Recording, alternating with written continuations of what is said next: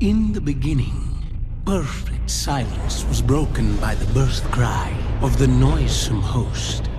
First came Stentorus, the Deep One, the manifestation of tectonic thunder and rage.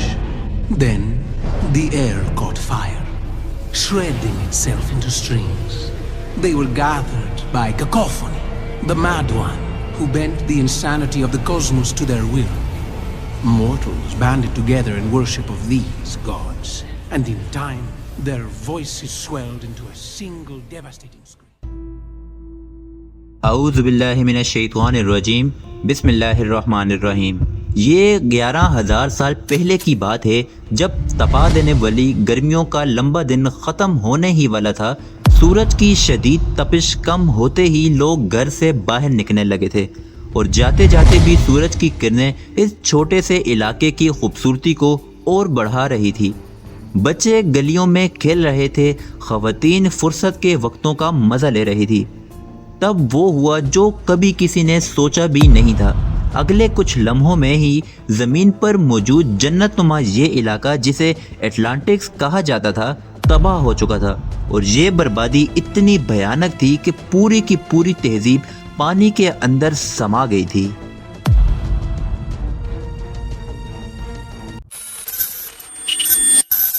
یہ سب اتنی صفائی سے ہوا کہ آج اس تہذیب اور اس علاقے کا کوئی نام و نشان بھی نہیں ملتا، اور آج تک لوگوں کو اس بات پر یقین نہیں ہوتا کہ اٹلانٹک نام کی کوئی تہذیب اس دنیا میں موجود بھی تھی یا نہیں۔ اٹلانٹک تہذیب کہاں آباد تھی؟ اٹلانٹک میں آباد لوگ خود کو دیوتا کیوں قرار دیتے تھے؟ اور اہرام مصر سے بھی 6,000 سال پرانی اس تہذیب میں ایسی کیا خاص بات تھی کہ جسے آج تک ہم یاد رکھتے ہیں؟ دی لوسٹ سٹی آف اٹلانٹس ایک ایسا بدنصیب شہر تھا جو اپنے دور سے بہت زیادہ جدید اور ترقی یافتہ تھا۔ اٹلانٹک کا ذکر تاریخ میں یونان کے مشہور فلسفی افلاطون نے 2300 سال پہلے اپنے کتاب میں کیا تھا۔ پلیٹو نے اپنی 2 کتاب تیمس اور کریٹیس میں اٹلانٹک کا تفصیلی ذکر کیا ہے۔ افلاطون کے مطابق یہ شہر اس کے وقت سے 9,000 سال پہلے اس دنیا میں موجود تھا۔ یہ شہر اٹلانٹک اوشن میں کہیں واقع تھا، جو کسی قدرتی آفت یا خدائی عذاب کی وجہ سے سمندر میں غرق ہو گیا تھا۔ افلاطون کہتا ہے کہ یہ شہر رقبے کے لحاظ سے بہت بڑا تھا۔ یہ شہر ایشیا سے بھی بڑا تھا، اور یہ دائرہ نما جزیروں کی شکل میں آباد تھا۔ ان دائروں میں اچھلتی سمندری موجوں کا منظر نہایت ہی دلکش تھا۔ اس شہر میں دور دور تک ہرے بھرے میدان تھے، اور یہاں تک کہ زمین نہایت ہی زرخیز تھی، جہاں بے شمار اونچی اونچی عمارتیں اور معدنیات پائی جاتی تھی۔ یہاں کے لوگوں کے سامنے سونا چاندی نہایت ہی معمولی سی چیز تھی۔ اٹلانٹک میں عالیشان محل اور عبادت گاہیں تھیں۔ اگر ان تعمیرات کے آگے اہرام مصر، دیوار چین، تاج محل یا برج خلیفہ کی بات کریں تو یہ بھی اٹلانٹک کے ایگریکلچر کے آگے مقابلہ نہیں کر سکتے۔ اٹلانٹک کی عمارتیں اور سڑکیں خوابوں کی دنیا جیسی تھی، اور وہاں کے لوگ ٹیکنالوجی میں بہت آگے ہوا کرتے تھے۔ پلیٹو نے یہ بھی لکھا ہے کہ اٹلانٹک کے لوگوں میں مافوق الفطری اور جادوئی طاقت ہوا کرتی تھی، جس کی وجہ سے یہ لوگ خود کو دیوتاؤں سے کم نہیں سمجھتے تھے۔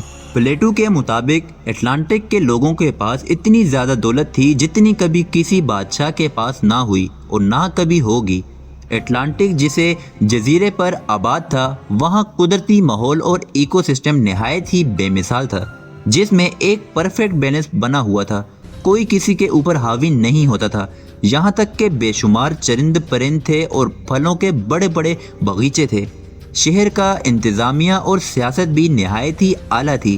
اٹلانٹک کی جدید ترقی کے متعلق ماہرین نے لکھا ہے کہ اس قوم نے وزنی چٹان کے ذریعے اونچی عمارتوں کو بنانے کے علاوہ شیشے سے توانائی حاصل کرنے کا طریقہ بھی ایجاد کیا تھا، جبکہ ان کے تجارتی بحری جہاز ساری دنیا میں جاتی تھی۔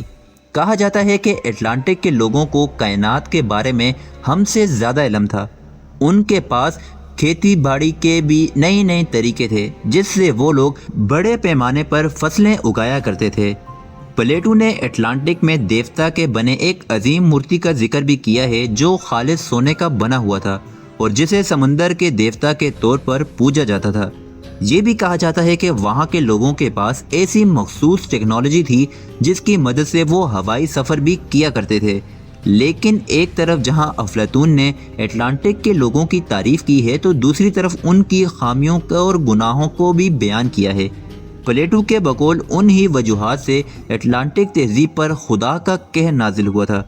دراصل اٹلانٹک کے لوگ اپنی ٹیکنالوجی کے نشے میں چور خود کو دیوتا سمجھنے لگے تھے۔ انہوں نے اپنے علاقے کو مزید طاقتور بنانے کی خواہش میں دوسرے علاقوں پر حملہ کرنا شروع کر دیا اور بے شمار معصوم شہریوں کو قتل عام کیا۔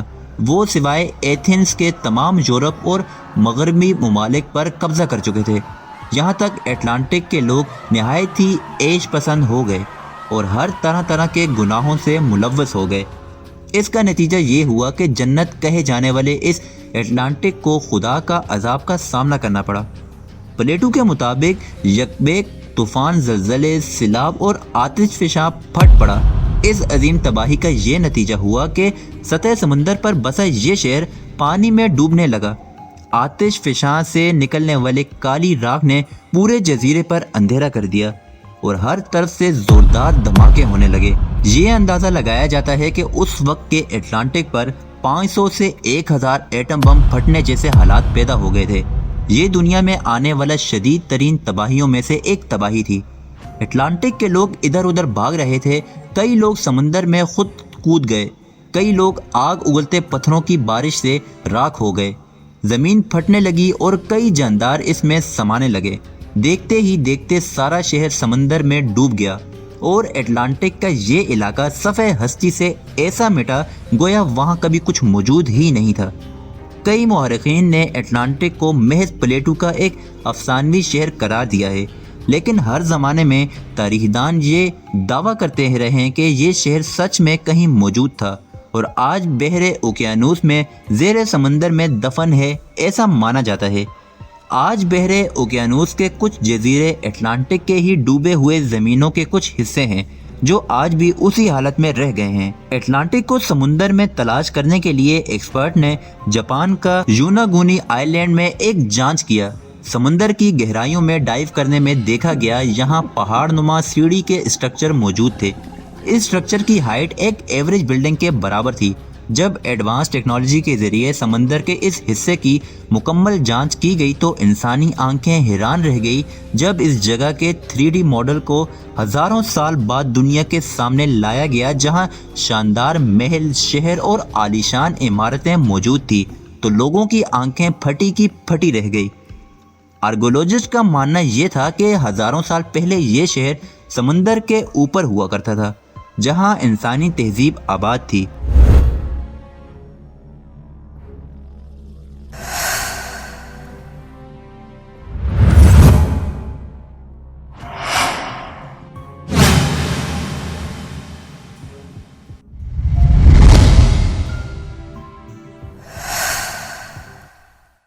روحانیت اور اسلام میں اگر ہم اٹلانٹک کے مطابق پڑھیں تو مختلف نظریات پائے جاتے ہیں۔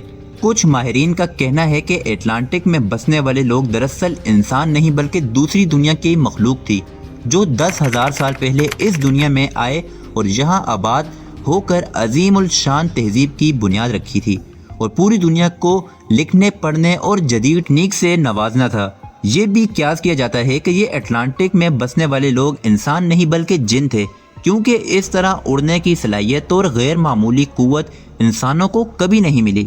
روایتوں کے مطابق جنات کی تہذیب اٹلانٹک میں آدم علیہ السلام سے بھی ہزاروں سال پہلے آباد تھے، جو اپنی سرکشی کی وجہ سے تباہ ہو گئی۔